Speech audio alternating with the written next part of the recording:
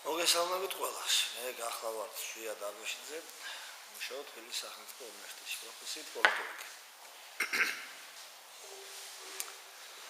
მოგლით მე როგორც მითხრეთ, დღეს ჩვენ უნდა ვისაუბროთ დემოკრატიის შესახებ, ხო? ზოგადად დემოკრატია რას გულისხმობს? როგორ მმართველობის ფორმა, რაიმე პრინციპებს მოიცავს, რაიმე ღირებულებას მოიცავს, თუ ეს უბრალოდ რაღაცა მოდური სიტყვა თუ მოდური თეორია თუ შეხედულება, რომელიც პოპულარულია ჩვენ საზოგადოებაში, პოპულარულია იმ თვალსაზრისით, პრაქტიკულად არ არსებობს ან პოლიტიკური პარტია, ან ჩვეულებრივ საზოგადოებრივი მოძრაობა, ან უბრალოდ ადამიანი, რომელიც რაღაცნაირად თვლის, რომ ის გამოერიდა საბჭოთა წარსულს და მას სურს, რომ იყოს ასე ვთქვათ, ბრჭყალებში, ბრჭყალებში შეიძლება თანამედროვე ადამიანი. ხო, ის ყოველთვის აპელირებს დემოკრატიაზე. ყოველთვის სხვებს მიუთითებს იმის შესახებ, ეს იქნება საჯარო დისკუსია თუ ხანდახან ესე კერძო საუბრებიც კი, რომ თუ კი რაიმე შეხედულება, თუ კი რაიმე პოზიცია, თუ კი რაიმე ვითარება არ შეესაბამება რაღაცა გარკვეულ თუ გაურკვეველ დემოკრატიის სახეს, ის პოზიცია და ის შეხედულება არ უნდა გავიზიაროთ, რადგან ის არ არის თანამედროვე და ის ჩვენ სადღაც დაგწევს უკან საბჭოთა წარსულში. ხო, შედარებით დემოკრატია საქართველოში ახალი ხილია, ასე ვთქვათ რა. ის არ არის ისეთივე ძველი, თქვათ, როგორც შეიძლება იყოს დიდ ბრიტანეთში. დიდ ბრიტანეთში თანამედროვე ის მმართველობის სისტემა რაც არის, რამდენიმე საუკუნის ტრადიცია, თუმცა ხა საუკუნეების განმავლობაში ეს ტრადიცია იცვლებოდა, ის ფორმები, რა თქმა უნდა, არ იყო ერთსახოვანი. მაგრამ realობაში რომ ავიღოთ რა, ეგ არის ეს რაღაცა თითქოს ეროვნული ტრადიცია. ამერიკის შეერთებულ შტატებში ის არის გარკვეულად ეროვნული ტრადიცია. შვედეთშიც შეიძლება ითქვას ეს ეროვნული ტრადიცია. ძალიან ბევრ ქვეყანაში ეს ეროვნული ტრადიცია დამკვიდრდა. საქართველოში თქვენ ვერ ვიტყვით, რომ დემოკრატია ჩვენი ეროვნული ტრადიციაა. ტრადიციაში ამ შემთხვევაში გულისხმობს რაღაც გარკვეული ინსტიტუტების ერთობლიობას, რომელიც ამა თუ იმ საკითხს მოემსახურება. ანუ ჩვენ ასეთი ინსტიტუციები, რომელიც ამ საკითხებს ემსახურება, ძალიან მწირად გვაქვს. თუმცა შეიძლება რაღაც გარკვეული საკითხები აღმოაჩინოთ ქართულ ვითარებაშიც, რომელიც შესაძლოა კარგი სამსახური გაუწიოს ან დემოკრატიის იდეის, ძლიერ ტრადიციად გადაქცევაში. შეიძლება ეს დავაყენოთ. პირველი ეს ანტისაბჭოთა მოძრაობა როცა გაჩნდა, რომელიც ახლა თქვენ არ გახსოვთ, მე მახსოვს, თუმცა პატარა ვიყავი იმ დროს. აქ ლაპარაკია 80-იან წლების შემდეგ, საუბარია როდესაც მასობრივად გაიშალა ანტისაბჭოთა მოძრაობა საქართველოში და ყოფილ საბჭოთა კავშირში და სხვა ქვეყნებში, მარტო საქართველოში არა. თუმცა ამ მხრივ სულ რამდენიმე ქვეყანა იყო გამორჩეული ყოფილ საბჭოთა კავშირში, მთელი საბჭოთა კავშირი არ მოუწავს ამ დემოკრატიულ მოძრაობას, ანტისაბჭოთა მოძრაობას, ასე დავარქვათ. ამ მხრივ გამოირჩეოდნენ ბალტიის ქვეყნები, ბალტიისპირა ქვეყნები, სხვა შორის გამოირჩეოდა საქართველო და დანარჩენი შეიძლება ვთქვათ, რომ რა თქმა უნდა, ბელორუსშიც, ვთქვათ, უკრაინაშიც, მოლდოვაშიც არსებობდა, სომხეთშიც, აზერბაიჯანში, გარკვეულწილად და ცენტრალურ აზიის ქვეყნებში, ალაგ-ალაგ შეიძლება ვთქვათ, რაღაც ასეთი ანტისაბჭოთა განწყობის მოძრაობები, მაგრამ ყველაზე მძაფრად ის მაინც ჩანდა ბალტიის ქვეყნებსა და საქართველოში. აქ საუბარი რაზეა, რომ მაშინდელი მოძრაობის წარმომადგენლები, ერთი რომ თქვენ შეიძლება რაიმე ლიტერატურა გაქვთ საკითხული ამის შესახებ, ან რაიმე ინფორმაციას ბუნებრივია ფლობთ, ის არ არის თქვენ ეს პირველად გესმით. ძალიან ხშირად ამ მაშინდელი ქართული წარსულის ინტერპრეტაციაში თქვენ გაიგებთ, რომ საქართველოში აღმოცენდა ესეთი რადიკალური ფორმის ნაციონალიზმი, რომელიც ლამისა ფაშიზმამდე მივიდა. ხო, ასე არის. ძირითად შემთხვევაში თქვენ ნახავთ რაიმე ნაწილებს ან შეხედულებებს იმ ადამიანების მხრიდან ყოველ შემთხვევაში, ვინც ამაზე საუბრობენ ხოლმე, უმთავრეს შემთხვევაში ასე არის მოწოდებული, რომ ეს იყო რაღაც ეს რადიკალური ნაციონალიზმის ფორმა, კიდევ ერთხელ, რომელიც შეიძლება ცოტა აკლდა შოვინიზმამდე, ცოტა აკლდა რაღაცა გერმანული ტიპის ნაციზმამდე თუ იტალიური ტიპის ფაშიზმამდე. რაღაცა ამ დონეზე მეყვანილი მოძრაობა იყო. ამით ახლა ეს რამდენად ასე იყო, ეს ცოტა სხვა საუბრის თემა არის, ეს ასე იყო თუ არ იყო. მე ცოტა იცშევიდან ამ მომენტში ასე იყო. ჩემი შეხედულებით ეს ასე არ იყო, მაგრამ ასე იყო თუ ისე იყო მაშინდელი მოძრაობის წევრები ჩვენთანაც და სხვაგანაც რას მოითხოვდნენ, ესე იგი იყო აქ ორი მთავარი ფუნდამენტური მოთხოვნილება, ერთი იყო საუბარი, როდესაც ისინი ამბობდნენ ჩვენ გსურს დამოუკიდებლობა საბჭოთა კავშირისგან, ჩვენ გსურს დამოუკიდებლობა გამოცალკევება, ანუ სეცესია გამოყოფა იმ დიდი კავშირისგან, რომელიც შეიქმნა 1922 წელს. რომელსაც სხვათა შორის საქართველოს როგორც დამოუკიდებელი რესპუბლიკა შეუერთდა 1936 წელს. საქართველოს რა თქმა უნდა საბჭოთა კავშირში შევიდა მაშინვე მისი დაარსებიდან, შეიყვანეს უბრალოდ თავისთვის არ შესულა. მაგრამ თავდაპირველად თავის თუ გავხსოვთ თქვენ ისტორიიდან შეიქმნა ასეთი სამხრეთ კავკასიული, თუმცა მაშინ ამიერკავკასიური, ზაკავკასკის რუსულად, ანუ ქართულად, ამიერკავკასიული ფედერაცია.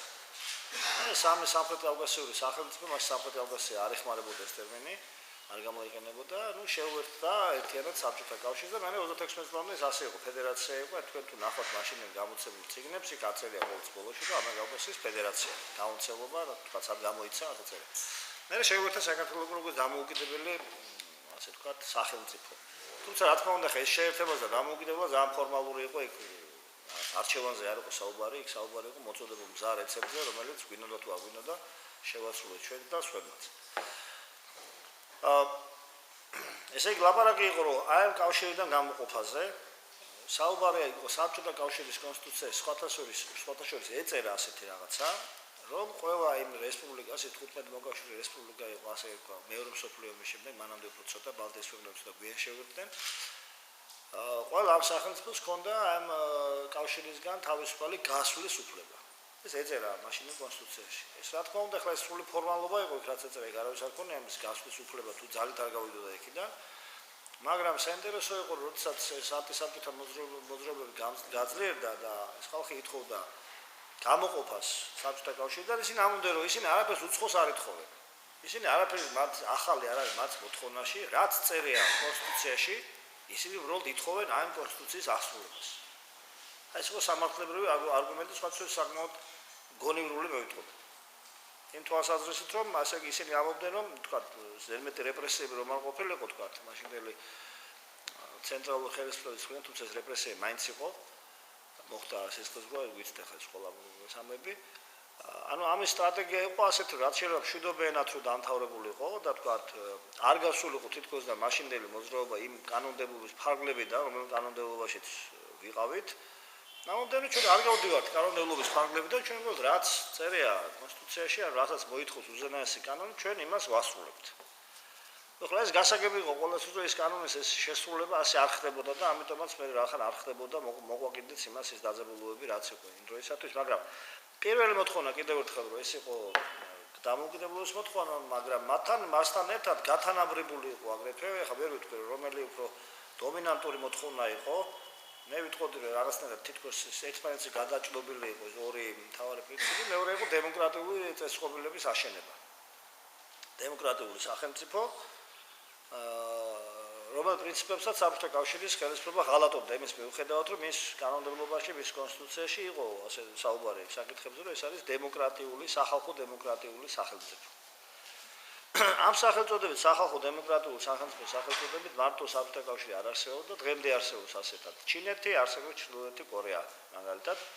ყოფილი აღმოსავლეთ ცენტრალური ევროპის ქვეყნები ასეთები იყვნენ. მათ შორის ბალტიის ქვეყნები, რომელიც აღარ არიან უკვე კავშირის წევრები და კიდე სხვა. ამათ ყოველთ ერთად სახალხო დემოკრატიული რესპუბლიკები. დღესაც მათ ასე ქვიათ. პრაქტიკულად თქვენ სოფლიოში ვერ მოძებნით ისეთ სახელმწიფოს, რომელიც არ ამბობდეს, რომ ის არ არის დემოკრატიული სახელმწიფო. პრაქტიკულად იშვიათობა არის, მე გამიჭირდება ამის თქვა, თუ რომელი სახელმწიფო ამბობს, რომ ის არ არის დემოკრატიის პრინციპებზე აგებული. მაგრამ რეალურ პრაქტიკაში აღმოაჩენთ, რომ სახელმწიფოთა უმცირესობაა სოფლიოში, ამ ეგრეთ წოდებულ დემოკრატიულ წესწყობილებაზე აგებული და დანარჩენი სახელმწიფოთა ნაწილი, ალბათ 100% მაჩვენებელი არ მახსოვს დაახლოებით რომ გითხრათ, შეიძლება ალბათ 60-70% მე ვიტყოდი. ეს არის ავტორიტარული ან ტოტალიტარულთან მიახლოებული ავტორიტარული რეჟიმი. მე ავტორიტარული რეჟიმები სხვადასხვა მისი ფორმით, სხვადასხვა გამოვლენებით, სხვადასხვა რაღაცით, მიზნებით და ამოცანებით.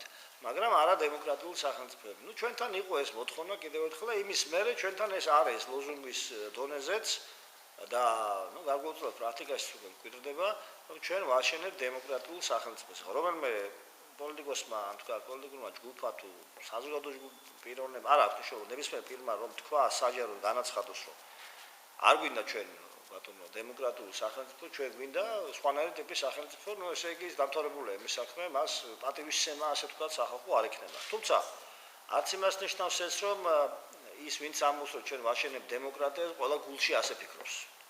რა თქმა უნდა, ჩვენ ამის პრაქტიკა და ამის მაგალითები ბევრი შეიძლება დავიძინოთ ჩვენს უახლოს ისტორიაში, მაგრამ აი სიტყვა დემოკრატიას რაღაცნაირად თითქოს ესეთი, რა ვიცი, მაგიური ძალა აქვს თუ რაღაცა შეუმცდარ იდეალად არის აღიარებული რა.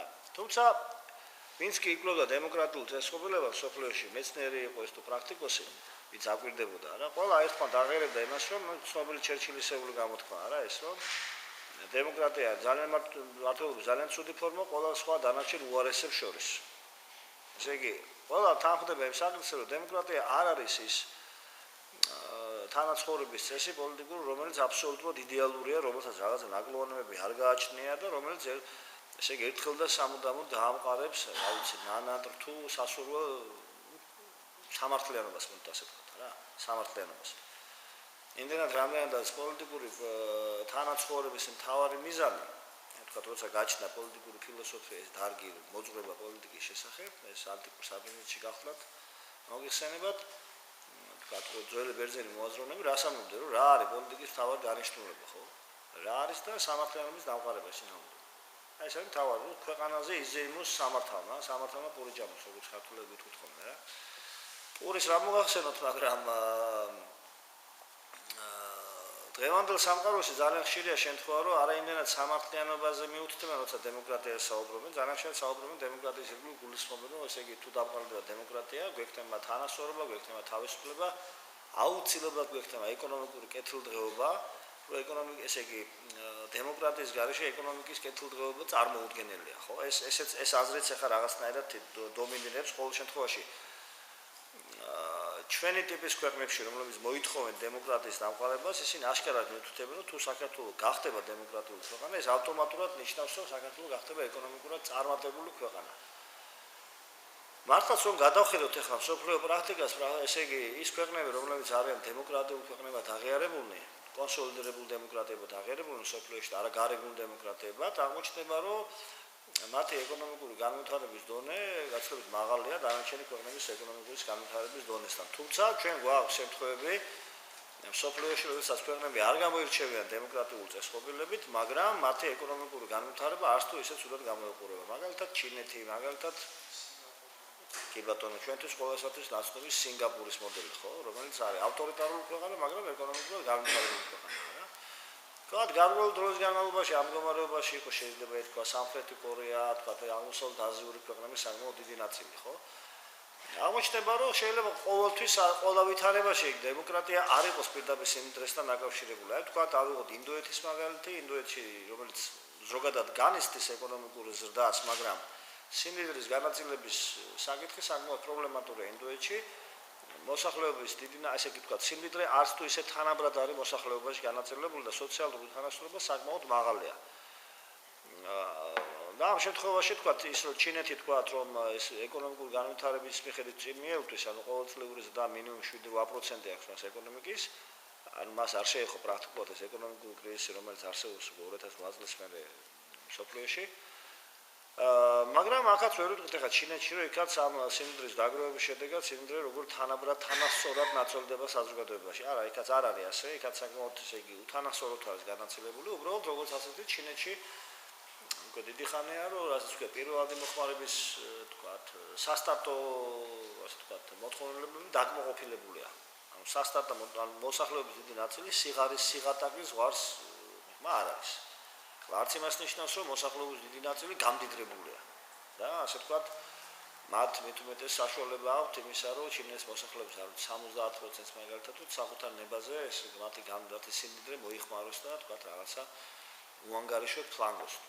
თუმცა ფლანგით არ ფლანგავს, მაგრამ მაინც ესე თავს ნება მისცენ, რომ შედარებით უფრო ვთქვათ, თავისუფლად მოიხმარონ ისინი და ვიდრე სხვა შემთხვევაში შეიძლება ყოფილიყო.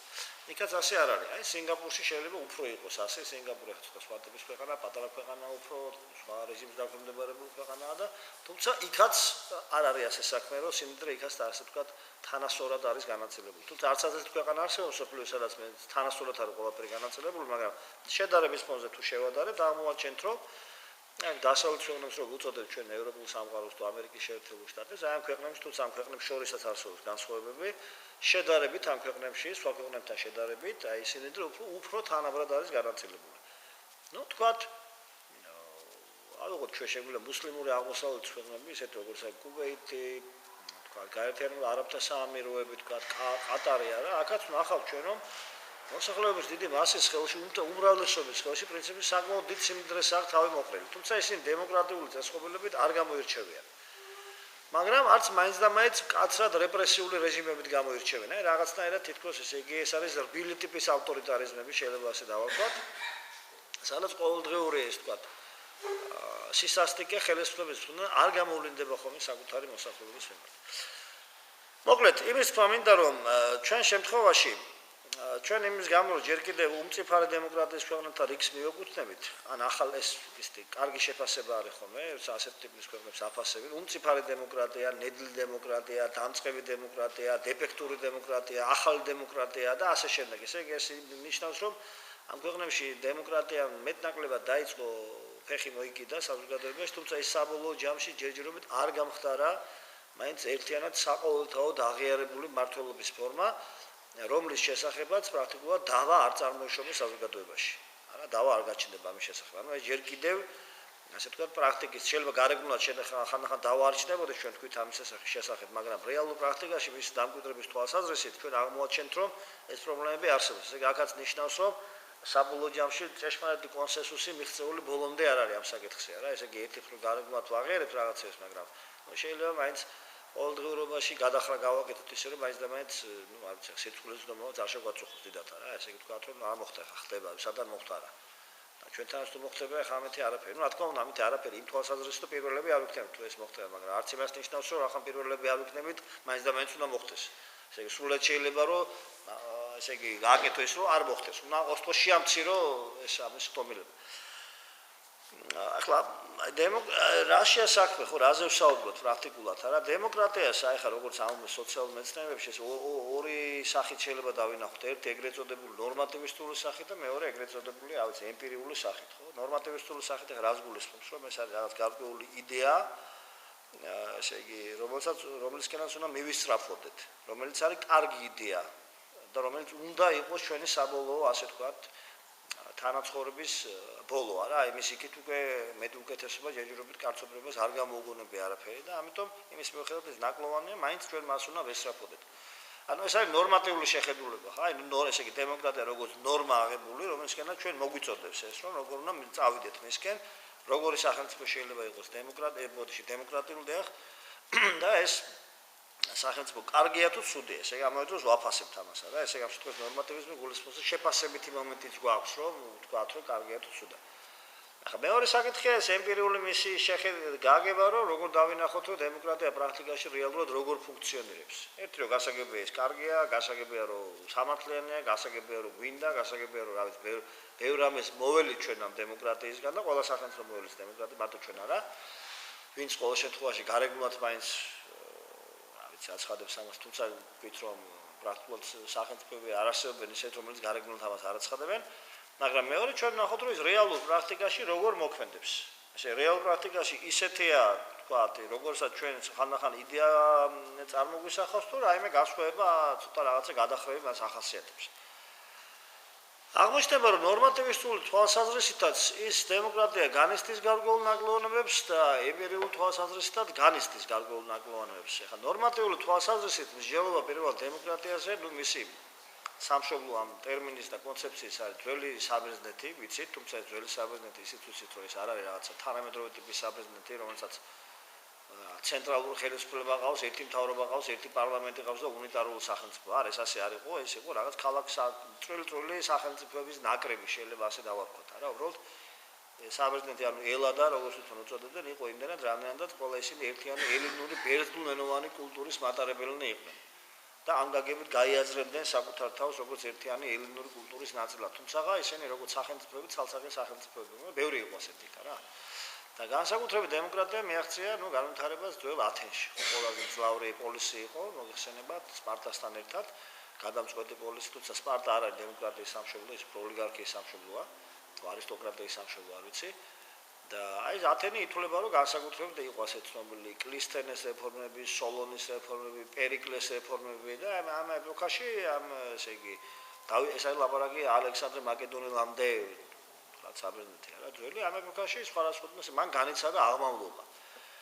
და პირველი მსჯელობა ამის შესახებ დაიწყეს ვინ? ძველმა ბერძნებმა რა თქმა უნდა რა. ისინი პირველ რიგში რა თქმა უნდა მსჯელობენ ზოგადად იმის შესახებ თუ რა პოლიტიკა რა სფერო ადამიანის ცხოვრების საჭიროა თუ არა, რაიმე მორალური დაპირთვა აქვს თუ არა პოლიტიკაზე, საერთოდ ადამიანს რა პოზიცია უნდა ეჭიროს პოლიტიკური პროცესებისანი, უნდა იყოს მასში ჩართული თუ არ უნდა იყოს ჩართული, უნდა ქონდეს დამოკიდებულება, რომ არა პოლიტიკაში ყველა ბინძური ხალხია, ჩვენ ვართ ყველაფერი, ჩვენ ვართ მარტო კარგები და ჩვენ განზე უნდა გავდგეთ, თუ პირიქით, ესე იგი პოლიტიკაში მონაწილეობა ეს არის კეთილშობილური საქმე და კარგი საქმე და რაღაცა სიახლის მომტანი საქმე.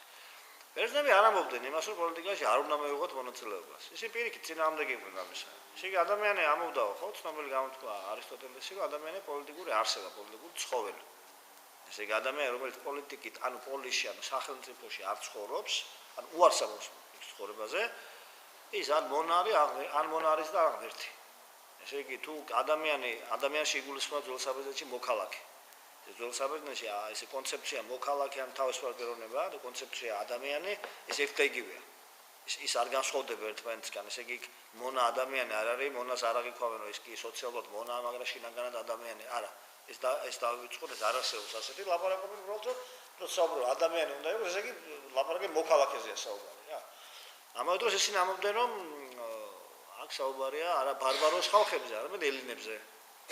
ო ბარბაროსია ყველა ის ხალხი, ის ბერძნულად არ საუბრობს და ანუ ისინი დაცინვით ამბობდნენ ბარბარს, ანუ ესე იგი რაც გაუგებარ ენაზე საუბრობდნენ და სხვებისთვის ისინი საერთოდ არ ფიქრობდნენ, რომ დანარჩენი სამყაროებას მაინც ვერ გაიგებს, იმიტომ რომ მათი განვითარების ზონი დაბალია და ეს ბერძნულოვანი სამყაროსთვის გასაგებია ესე იგი, რაც უნდა იყოს რა, თორე კიდევ ერთხელ არც პლატონი და არც არისტოტელე სიტყვაზე რა ვიცი ხა, მაშინდელი ირანელებისთვის თუ თუნდაც ქართველებისთვის ვერ გეტყვით შეიძლება თავს არ იკლავდნენ და საერთოდ არ ფიქრობდნენ იმაზე, რომ ჩვენთან დაემკვიდრებინათ თუ არ დაემკვიდრებინათ სამართლიანობა, ეს არ იყო მათი შესწავლის ობიექტი. მათი სამყარო იყო ძველი ელადა და ეს იყო სამყაროს ცენტრი. დამთავრდა მათ სხვა დანარჩენი აინტერესებდა შეცნობის თვალსაზრისით და ისინი ბევრს მოგზაურობდნენ, მოძრავი ხალხი იყვნენ, მაგრამ ისინი არ ამბობდნენ, რომ მათ მაინც და მაინც არ ვიცი შეიძლება რაღაც პერსპექტივა ქონოთ ამ ხალხებს. თუმცა ბევრი საინტერესო აღწერილობა დაგვიტოვეს მათ სხვადასხვა ხალხებზე, მათ შორის ქართველებზეც, შვებზეც.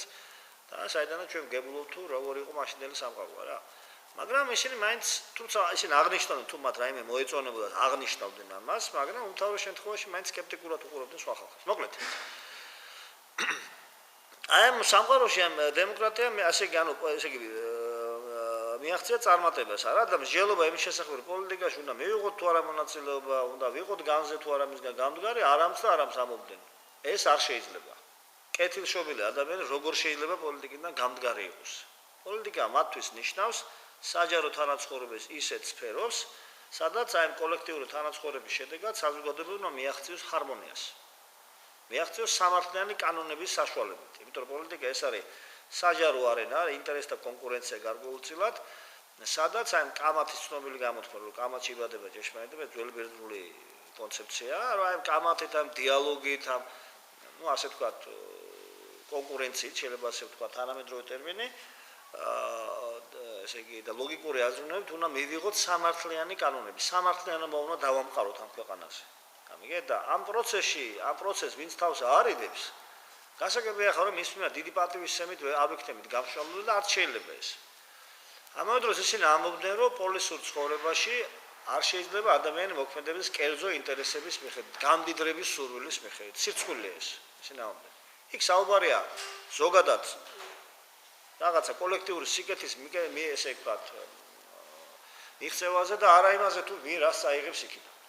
ისინი კატეგორიულად უარყოფდნენ ასე დამოკიდებულებას, ასეთი ადამიანების კეთილშობილებას, ადამიანი თქვათ აი დღევანდელ სამყაროში ხარ უავიღოთ, ძალიან ჩვეულებრივია რა, პოლიტიკის სფეროში ადამიანი რომელიც მიდის, შეიძლება ყველა არა, მაგრამ დიდი ნაწილი ჩვენდანაც და სხვაგანაც რომ პირველ რიგში დაინტერესებული ერთ მის ეკონომიკური კეთილდღეობით. არა ფიქრობს, რომ ხა ზოგი ფიქრობს, რომ კორუფციის საშუალებით გამდიდრდება იმ პოლიტიკიდან და ზოგი ფიქრობს კიდე, რომ კარგი ხელფასი იქნება და საბოლოო ჯამში დაბერდება მე კარგი პენსია იქნება. უზრუნველყოფილი იქნება. სადაც მივა, სადაც რომელ საზოგადოებას არ უნდა მივიდეს, გამარჯვება უნდა თქვას, ყველგან მას პატივისცემით მიიღებენ, ცოტა შიშნავი პატივისცემა იქნათ მის მიმართ, იმიტომ რომ იციან რომ რაღაც ძალას ფლობს და ეს ახლა ადამიანს ახარებს, რა. ნუ შეიძლება ყველა არ იყოს კიდევ ერთხელ ხა ამიდები გაშოული, მაგრამ დამეთანხმებთ ალბათ რომ ხო, ნუ ხშირია იმ ადამიანთა რაოდენობა, ვისაც ყოველ შემთხვევაში ასეთი განწყობები აქვს, რა. შეიძლება პირდაპირ არ ამოს, მაგრამ მათ ქმედებაში ჩანს ეს აშკარად, ხო, ცოტა თავის ზემოდან დაჭერა და რაღაც მაღალფარდოვანი საუბარი. ანუ როგორც არის. მოკლედ. აი მაშინდელი სამყაროს ეს გამორიცხულია. ეს არის სრულად გამორიცხული. ასეთი ადამიანი ითვლება, რომ ეს არის, ნუ არ ვიცი, რომელ კეთილშობილაზე ლაპარაკი, საერთოდ არ განიხილება უკვე რაღაცა ადამიანთა კატეგორიაში. მაგრამ საინტერესო ის გახლავთ, რომ ძველი ბერძნები კი მსჯელობდნენ ასე პოლიტიკის შესახებ, მაგრამ ისინი ამბობდნენ, რომ დემოკრატია არის მმართველობის ერთ-ერთი ფორმა, აი თქვათ ახლა პლატონის, არისტოტელეს, დემოკრიტ, ბევრი ძალიან ძველი ბერძნები და მერე შემდგომში რომაელებიც ბერძნების გავლენით რამდენიმე მმართველობის ფორმას გამოყოფდნენ. მმართველობის ფორმას გამოყოფდნენ და ერთ-ერთი იყო მათ შორის დემოკრატია. და ხა ისინი როცა მსჯელობდნენ მმართველობის ფორმების შესახებ, ისინი მსჯელობდნენ, როგორც გითხარით, ნორმატიულად, რაც ნიშნავს, რომ ესე იგი ეთიკის ნორმა, ესე იგი ეთიკური კუთხით აფასებდნენ ამა თუ იმ მმართველობის ფორმას. ხო, არისტოტელე პირდაპირ ასე სვავდა საკითხს, რომ ესე იგი როგორ დავალაგოთ ჩვენ მმართველობის ფორმები, რა, ორი პრინციპია მთავარი, ერთი რომ ვის ხელშია ძალაუფლება თავმოყრილი და მეორე ვის სარგებლობს ან ძალაუფლებს, უმცირესობა თუ უმრავლესობა. აი ამის მიხედვით განიხილავდნენ კარგი ეს მმართველობის ფორმა თუ ცუდი ეს მმართველობის ფორმა. პლატონის პრაქტიკულად ძველ საბერძნეთში ჩვენ ვერ შეხვდებით მოაზროვნეს, რომელიც ამბობს, რომ დემოკრატია არის კარგი მმართველობის ფორმა. აბსოლუტურად სულ არის წინააღმდეგი დემოკრატიისა. ახლა რას გულისხმობენ ისინი? ისინი გულისხმობენ ასეთ რაღაცას, რომ დემოსი, ანუ დემოკრატია ნიშნავს ხალხის მმართველობას პირდაპირ თარგმანში, რომ დემოსი ეს არის ხალხი. მაგრამ ეს არის მდაბიური ხალხი. ეს არა, ისინი გამოყოფდნენ მეორე კატეგორიას, არისტოს, არისტოკრატიას. არისტოს, ანუ წარჩინებული არ ეკუთვნის დემოს. არისტოს არის ცალკე, დემოს არის ცალკე. თქვათ, ამბობს არისტოტელე, რომ მონარქიას და არისტოკრატია არის კარგი მმართველობის ფორმები. იმიტომ არის კარგი, რომ ერთ შემთხვევაში და მეორე შემთხვევაშიც ესე იგი ძალაუფლება ხელში აქვს აღებული განათლებულ, კარგად აღზრდილ, პასუხისმგებლობით ახსავსე პირს. კარგი იქნება, რა თქმა უნდა, იმიტომ რომ მათ ესე იგი ძალაუფლება არის მცირეთა ხელში თავმოყრილი, მაგრამ უმრავლესობა სარგებლობს ამით, იმიტომ რომ ისინი როგორც კეთილშობილი ხალხი ზრუნავენ საკუთარი სახელმწიფოს კეთილდღეობაზე. და გასაგებია ესე იგი, ამიტომ ის კარგი მმართველობის ფორმა, მაგრამ ორივეს აქვს ნაკლოვანება ეს ამბობს, რომ შეიძლება გადაგვარდნენ არაკარგი მმართველობის ფორმაში, მაგალითად მონარქია ტირანიაში და თქვათ არისტოკრატია ოლიგარქიაში, ხო? იმიტომ რომ ესე იგი ინსტიტუციური დაცვის საშუალებები არ არსებობს, ამის უბრალოდ მოიმედეები ვართ, რომ მონარქი კარგი იქნება და არისტოკრატები კარგები იქნებიან. და თქვათ მონარქი შეიძლება გახდეს ტირანი, ანუ ადამიანი, რომელიც მარტო ესე იგი საკუთარ ხალხზე კი არ ფიქრობს, საკუთარ თქვათ კეთილდღეობაზე ზრუნავს. და არისტოკრატები როგორც ხალხზე კი არა საკუთარ ვიწრო კეთილდღეობაზე ზრუნავენ და გახდებიან ოლიგარქები. ნუ ოღონდ ოლიგარქიაში რა იგულისხმება? ხშირად არის ჩვენთან ახლა დამახინჯებულად არის ბოლო ხანებში გავრცელებული ეს ტერმინი რუსეთის დამსახურებით, რომ ოლიგარქი ყოფილა მდიდარი ადამიანი. ოლიგარქი არ არის მდიდარი ადამიანი, უბრალოდ მდიდარი ადამიანი. ოლიგარქი არის პოლიტიკური სფეროდან გამდიდრებული ადამიანი. ესე იგი, ვინც ამ პოლიტიკურ თანამდებობაზე ყოფნის დროს გამდიდრდა, ან კიდევ შეიძლება არ ყოფილა პოლიტიკურ თანამდებობაზე, მაგრამ რომელიმე პოლიტიკურ კლანის წევრი იყო და მის ბიზნესს, მის საქმიანობას არავინ არასოდეს არ ეხებოდა. და ის მუდმივად წარმატებული, თუ რა ვიცი, გამდიდრებული პირი იყო. ან მეორე ვარიანტი, რომ ყოფილი პოლიტიკოსი ხდება ბიზნესმენი, რა თქმა უნდა, რომელიც მას აკრძალული არ აქვს, ეს არ შეიძლება იყოს აკრძალული, მაგრამ საინტერესო ეს არის, რომ უმთავრეს შემთხვევაში ეს გაბიზნესმენებული პოლიტიკოსები უმთავრეს შემთხვევაში სწრაფად ვითარდებიან. ანუ მათი ბიზნესი ძალიან სწრაფად ვითარდება და ნუ კითხვა ყოველთვის ჩნდება, რომ რაღაც მათი ვითარდება ესე სწრაფად და სხვების არ ვითარდება ესე სწრაფად. ესე იგი რაღაცაში საქმეა რა. ეს აღმოჩნდება, რომ აი ასეთი პირების მმართველობას უწოდებდა ზუსტად არისტოტელე ოლიგარქიას. თორე დიდართა ძალაუფლებას პლუტოკრატია ქვია, ესე ძველბერძნულად პირდაპირ თარგმანში დიდართა ძალაუფლება. მაგრამ ოლიგარქია არანაირ შემთხვევაში არ ნიშნავს უბრალოდ დიდართა ძალაუფლებას. აქ ლაპარაკია პოლიტიკური სფეროდან გამდიდრებულ ადამიანებზე. და ამიტომ არის ოლიგარქია ცუდი მმართველობის ფორმა, როცა უნდა არისტოტელე, იმიტომ რომ პოლიტიკიდან უკვე იწყება ესე იგი გამდიდრება და არა საჯარო სიკეთეებზე ზრუნვა, ხო? ამბობდნენ რომ დემოკრატია არის ცუდი მართლობის ფორმა, რატომ ახლა კითხვა არის ასეთი, ხო? ესე იგი ძალაუფლება თავმოყრილია დემოსის ხელში, უბრალო ადამიანების, ჩვეულებრივი ადამიანების ხელში.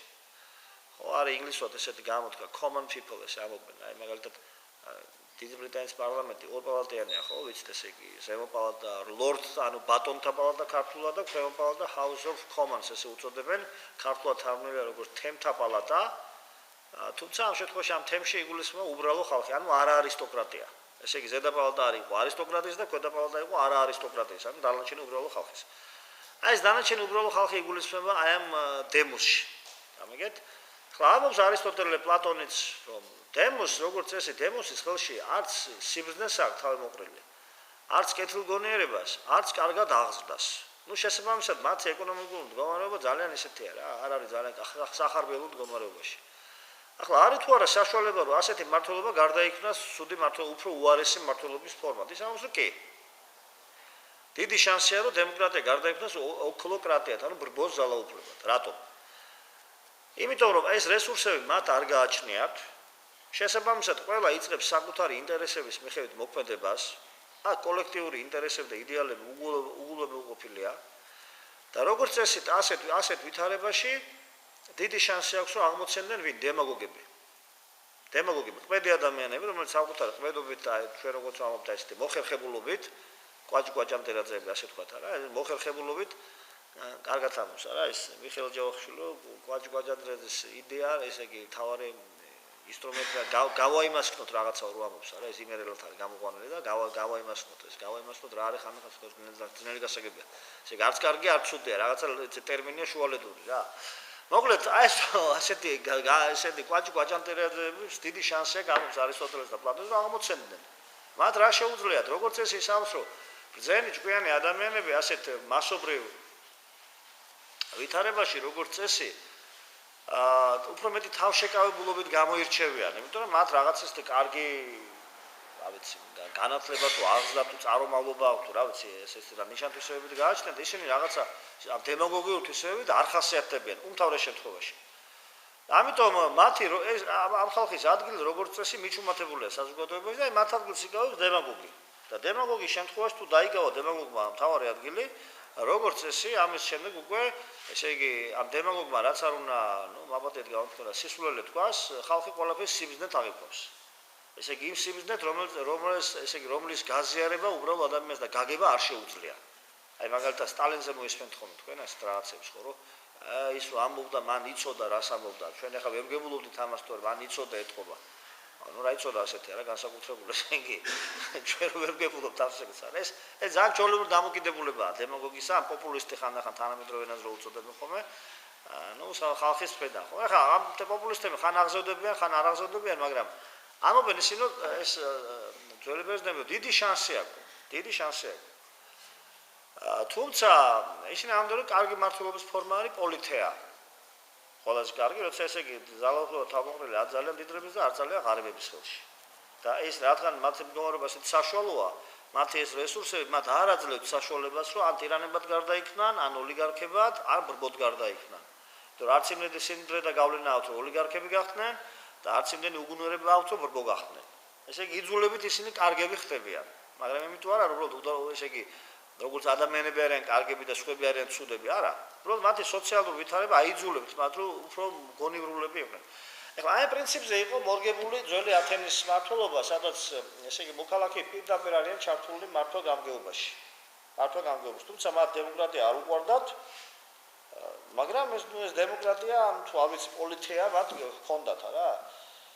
და რაც ნიშნავს, რომ ესე იგი ყველა მოქალაქე ათენისა მაგალითად ერთხელ მაინც ცხოვრებაში იკავებდა რაღაცა თანამდებობას, რა თქმა უნდა, საამისოდ ის სასყიდელი და რამის ჯამაგირი საამისოდ თუ სახელმწიფოს თანამდებობად არ არსებობდა, ეს იყო წმინდანწყლის სამოყვარულო საჯარო საზოგადოებრივი საქმიანობა, ხო? ჩვენ რომ წარმოვიდგინოთ, რომ დაკავებული ვართ თქვა რაიმე საზოგადოებრივი საქმიანობით და ნუ საზოგადოებრივი საქმიანობა ჩვენ რაიმე გასამჯელოს არ ვიღებთ პირდაპირ, უბრალოდ რაღაცას ვაკეთებთ, რომ ქსეავონეს მოგწონს თulit რომ ვალდებულები ვართ რომ ეს გავაკეთოთ. აი დაახლოებით რაღაც ასეთი შეხედულება არსებობდა მაშინ ათენში გამონაკლის შემთხვევა ეს იყო თანამდე ესე იგი სამხედრო პირების შემთხვევაში რომ სამხედრო პირები შეიძლებოდა რომ რამდენჯერმე დაენიშნათ ერთ-ერთი თანამდებობაზე. ნუ გასაგებია რომ სამხედრო საქმე ცოტა სპეციფიკურია და თუმეტეს კარგი მთავარსარდალი გამოჩნდებოდა ხოლმე მაშინ მეომარ სამყაროში, აი მათი დაკარგვა არ უნდათ და ამიტომ იყო ეს ასე ვთქვათ გამონაკლის. სხვა შემთხვევაში ეს ასე არ იყო. მოკლედ, სადღაც მე-18 საუკუნემდე თუ მე-19 საუკუნემდე სიტყვა დემოკრატია იყო სალანძღავი სიტყვა.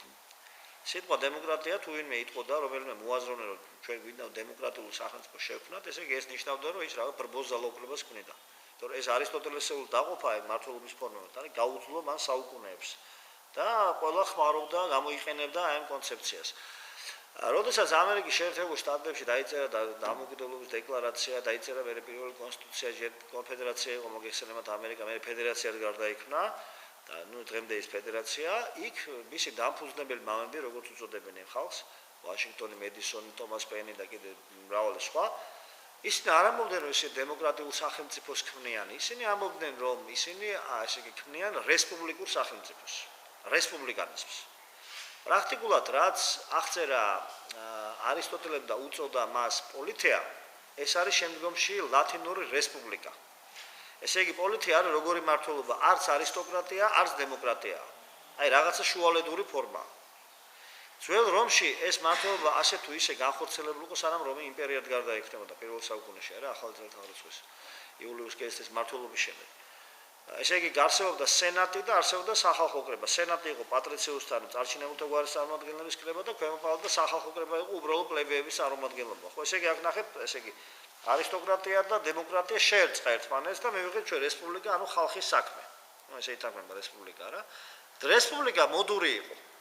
დარჩა დიდი ხნის განმავლობაში მოდური, ახლა შეიძლება ისე მასობრივი მოწონება ქრისტიანულ სამყაროში მას აღარ ქონდა, მაგრამ შეიქმნა ამის პრეცედენტები ადრეულში გვიან შუა საუკუნეებში, როცა დაეწყო კაპიტალიზმის განვითარება სამხრეთ იტალიის ქალაქ სახელმწიფოებში. არა, ისინი რესპუბლიკებად გარდაიქმნენ. რესპუბლიკა იყო მაგალითად იყო ასეთი კიევის რუსეთი, როცა არსებობდა, ძველი კიევის ის არ არის ხა თანამედროვე რუსეთი, უბრალოდ კიევსკაია რუსეთი უწოდებენ.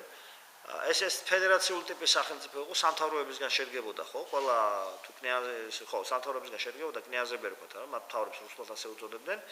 და ეს ყველა ამ ქალაქ სახელმწიფოსა თუ სამთავროს საკუთარი კნიაზი ყავდა, ხო? ერთ-ერთი ასეთი სამთავროს ტიპის უბრალოდ შემადგენელი ნაწილი ამ კიევის რუსეთისა იყო ნოვგოროდის რესპუბლიკა, ფსკოვის რესპუბლიკა. ხო?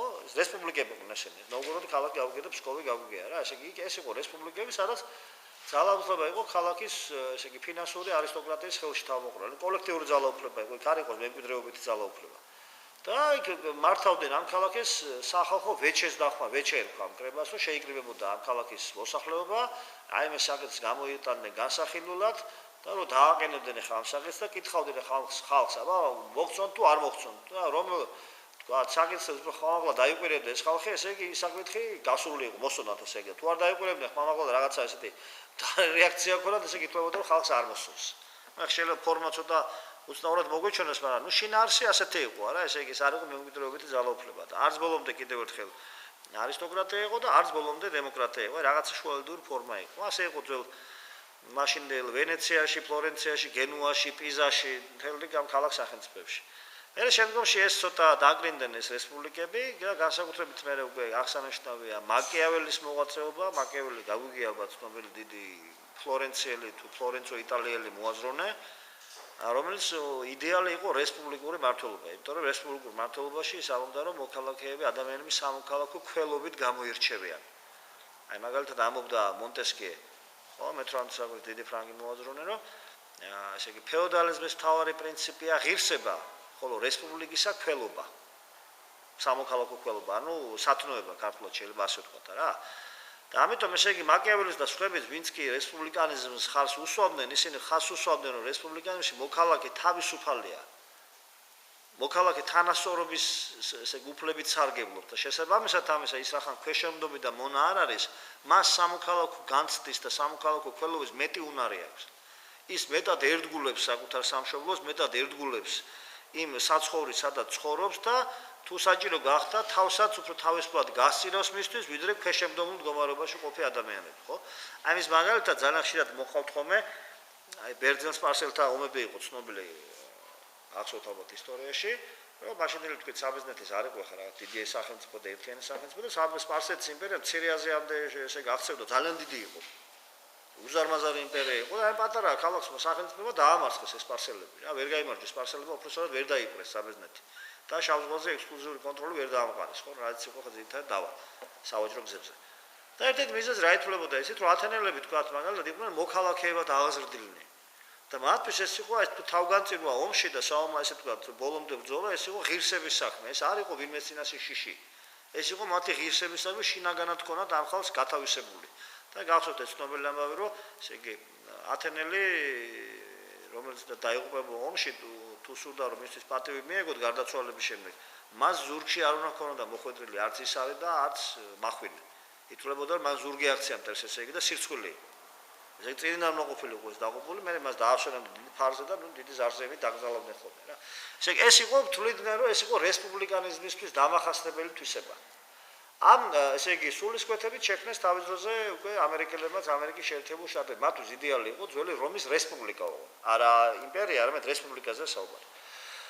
მაგრამ ნელა ახლა დრო გავიდა და მე-19 საუკუნიდან მოყოლებული სიტყვა დემოკრატია ცოტა არ იყო შეიცვალა დატვირთვა. აი ძველი ის რაღაცა გაგება რომ ეს არის ბრბოს და უმრავლესობის ძალაუფლება, ესე იგი ეს მოიშალა, ესე მოიშორა მანა რა. ესე იგი მთავარი პრინციპი რა იყო? დემოკრატიის პირველად პირდაპირ დემოკრატიის ესე იგი სამოქალაქო თანასწორობა და უმრავლესობის პრინციპი. აი ეს არის დემოკრატიის უმთავრესი ფუნდამენტი. თანასწორობა, მოქალაქეთა და უმრავლესობის პრინციპი. და ამ დროს ხდება მე-19 საუკუნეში ნელ-ნელა ჩნდება თანამედროვე წარმომადგენლობითი მმართველობები. ესე იგი იშლება ძველი ეს იმპერიული სახელმწიფო, მონარქიული სახელმწიფო კრიზისს განიცდიან ნელ-ნელა. თუმცა ეს კრიზისი დიდხანს გაგრძელდა მე-20 საუკუნემდე, მაგრამ დაიწყო მაშინ და ჩნდებიან უკვე თქვა საფრანგეთი პირველი ესეთი დიდი სახელმწიფოა, რომელმაც უარყო მონარქია რევოლუციის შედეგად და დაამყარა რესპუბლიკა რა. მე კი დაბრუნდა ეს მონარქიაში თქვა ნაპოლეონის დროს არა, მე კიდევ ესე იგი რაღაც პერიოდი იქ მოხდა რევოლუცია, კიდევ ესე დამყარდა რესპუბლიკა, მე კიდევ დაბრუნდა თქვა მონარქიულ რეჟიმი, მაგრამ საბოლოო ჯამში ეს რესპუბლიკად გარდაიქმნა. ნაპოლეონი იმის მიუხედავად რომ კიდევ ერთხელ ის იყო მონარქი იყო და იმპერატორი იყო, ეს იყო ყველაზე რესპუბლიკელი მონარქი მსოფლიო ისტორიაში. ეს იყო ადამიანი მონარქი, რომელსაც მონარქია ზულდა. მას მონარქია არ უყვარდა როგორც მმართველობის რესპუბლიკა იყო მისი იდეალი და ძველი რომი იყო, მაგრამ თვითონ გახდა მე იმპერატორი. ეს პარადოქსი იყო ასეთი, მაგრამ ასე იყო. სადაც ნაპოლეონი შედიოდა, ყველგან შექმნა სამოქალაქო რესპუბლიკური იდეები. და პრაქტიკულად ნაპოლეონმა შეუწყო ხელი მთელს დასავლეთ ევროპაში აი თანამედროვე სამოქალაქო იდეების გავრცელებას ამ საკუთარი ლაშქრობებით. ერთის ხო დაპყრობილი იყო, მაგრამ მეორეს ხო რაღაცა იდეა ახალი მიქონდა. ეს საინტერესო მომენტი იყო მისი ცხოვრებისა. მოკლედ, ნელა ლიბერალი გაჩნდა ლიბერალიზმის ასეთი კონცეფცია, ლიბერალიზმი რომელიც არის ინდივიდუალური რომლის საფუძველი არის ინდივიდუალური თავისუფლების კონცეფცია, არჩევანის თავისუფლების კონცეფცია, ესე იგი ტოლერანტობის კონცეფცია, საბაზრო ეკონომიკის კონცეფცია და წარმომადგენლობითი მმართველობის კონცეფცია. ლიბერალიზმი შეერწყა დემოკრატიას, თუმცა ლიბერალიზმი სულ სხვა, დემოკრატია სულ სხვა. ლიბერალიზმი შეერწყა დემოკრატიას და მივიღეთ რა, ლიბერალური დემოკრატია. ესე იგი ეს რომელ ეპოქაში ახლა თანამედროვე ჩვენ ცხოვრობთ. პოსტში საკმაოდ დიდი ნაწილი რაღაც გარკვეული ნაწილი კაცობრიობისა ცხოვრობს, არა? კიდევ ერთხელ ლიბერალური დემოკრატია ეს არ არის ათენური დემოკრატია. ეს არ არის მისი პირველადი ფორმა დემოკრატიისა, სადაც ხალხი უშუალოდ არის ყოველდღიურად ჩართული მართვა-გამგეობის სისტემაში, ხო? ეს უკვე არის წარმომადგენელთა საშუალებით სახალხო თვითმმართველობა, შეიძლება ასე დავარქვათ, რა. აი ყველაფერმა გააჩინა ისეთი ინსტიტუციის საჭიროება, როგორც არის არჩევნები, როგორც არის პოლიტიკური პარტიები. მე ამას მოყვა ნელა სამოქალაქო საზოგადოების განვითარება და მას მოყვა არასამთავრობო ორგანიზაციები, კერძო ასოციაციები, პროფკავშირების განვითარება, ანუ მთელი ქსელის განვითარება, რომელიც სახელმწიფოსა და ინდივიდს შორის დგას. ესე იგი ამის საფუძველი კიდევ ერთხელ გახდა წარმომადგენლობითი მმართველობა. და წარმომადგენლობითი მმართველობას მაგალითად პირველად როცა დიდ ბრიტანეთში შეიქმნა წარმომადგენლობითი მმართველობა პარლამენტარიზმის სახით. და მე შვედეთში შეიქმნა და კიდევ ბევრ ქვეყანაში შეიქმნა. პირველადი პარლამენტები ესენი არჩეული არ იყვნენ დღევანდელი გაგებით. ესენი იყო წოდებათა წარმომადგენლები.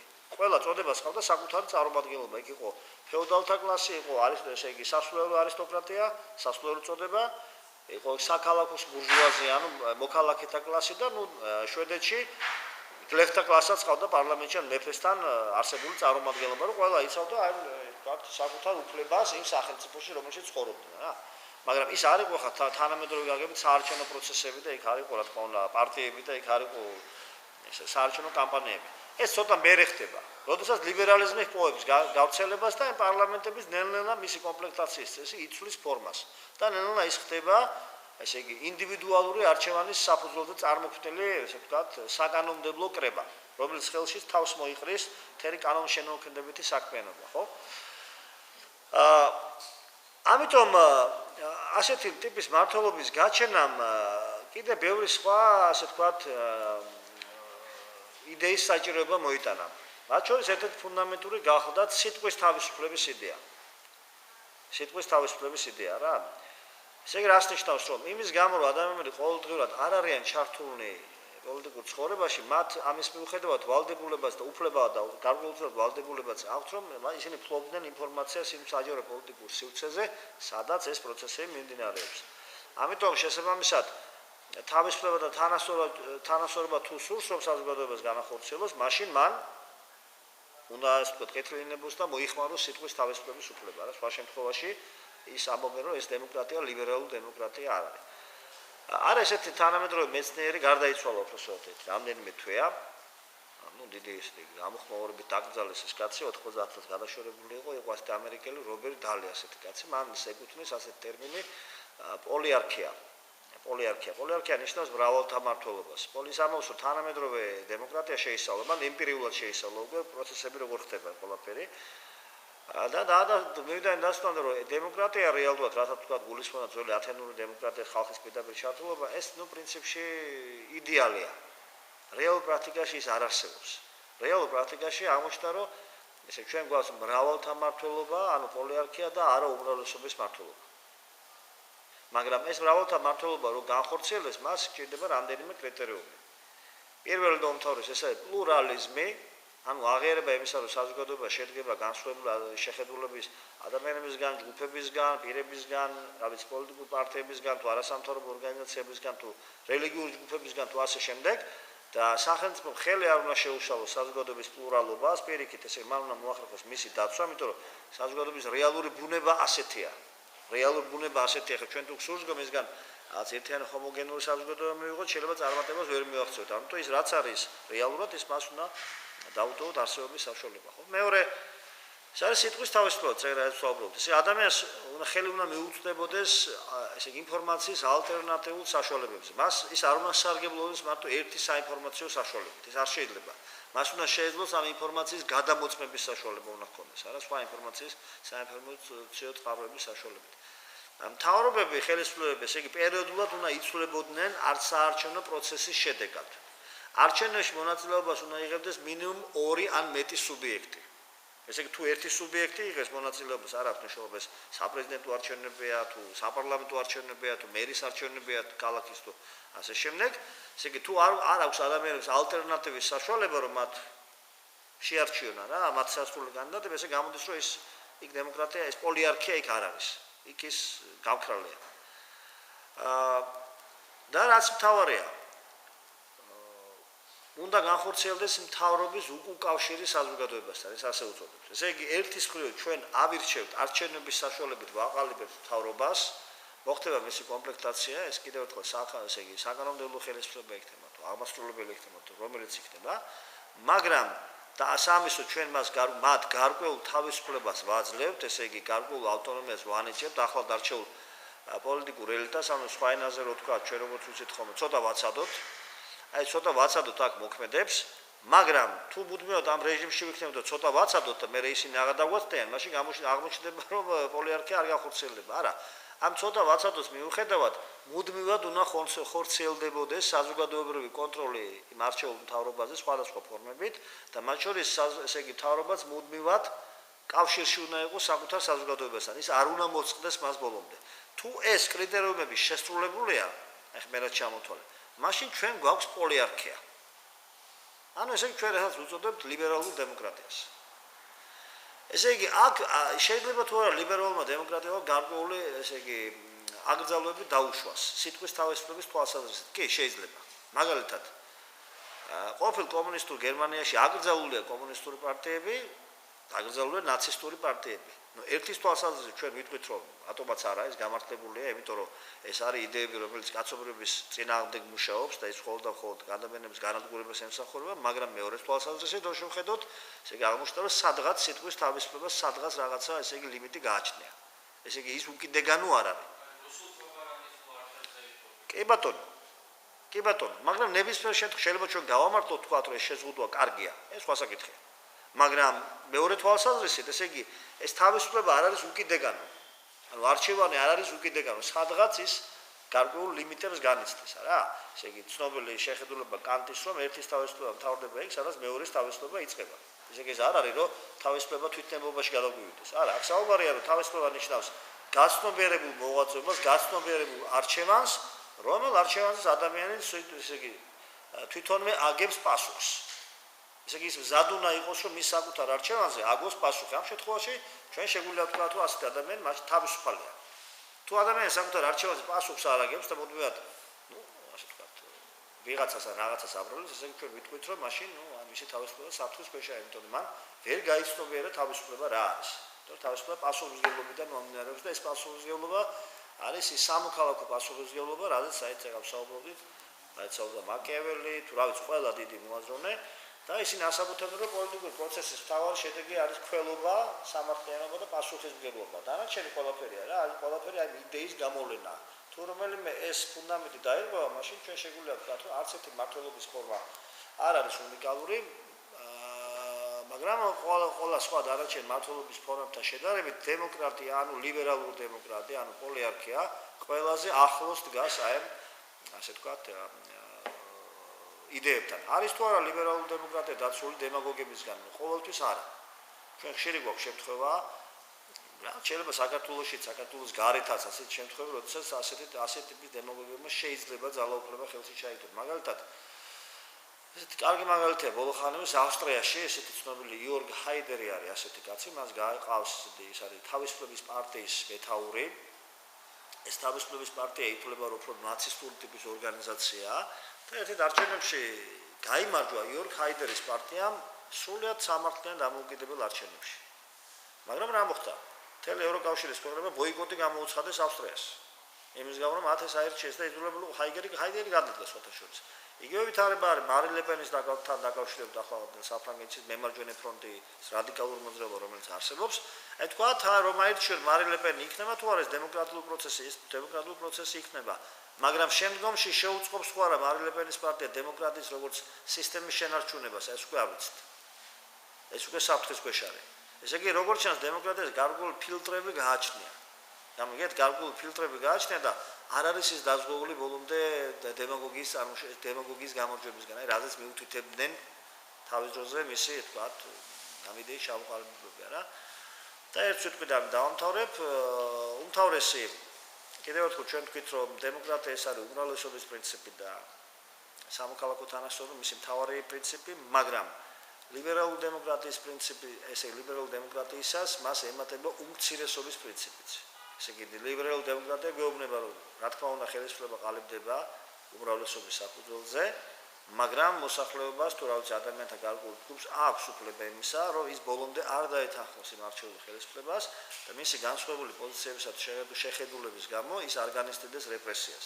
ანუ ეს უკვე არის ლიბერალური დემოკრატიის მონოპოლია. ანტიკურ საბერძნეთში ასეთ ადამიანებს გააძევდნენ ხოლმე ათენი და ოსტრაკიზმი ერქვა ამას და მე დააბრუნებდნენ უკან. აი თანამედროვე ვითარებაში ეს უკვე აკრძალულია. კარგი, დავით, მოდით ეხლა უკიდეგანოდ შეიძლება ამ თემაზე საუბარი, მაგრამ ჩვენ რაღაცა ლიმიტს განვიცდით, ხო? ამიტომ დავამთავრებ ეს საუბარს. თუ რაიმე კითხვები გექნებათ, კი ბატონო, მე მზად ვარ გიპასუხოთ. დიდი მადლობა.